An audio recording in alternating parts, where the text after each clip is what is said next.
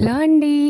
Welcome to Priya's life style. ఇవాళ మా ఇంట్లో చేసుకున్న ఇంకొక డిష్ గురించి మాట్లాడుకుందామా? ఇవాళ మేమైతే చేపల పులుసు చేసుకున్నాం.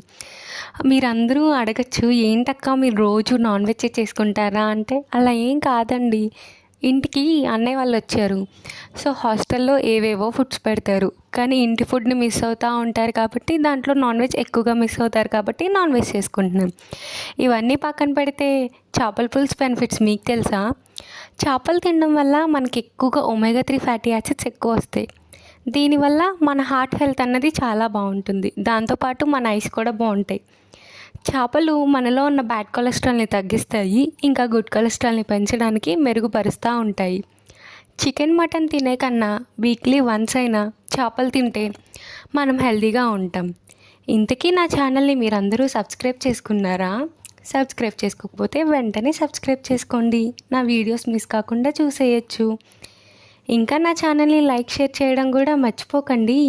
ఇంకా మీకు ఏమేమి రెసిపీస్ కావాలో కూడా కామెంట్ సెక్షన్లో కామెంట్ చేయండి.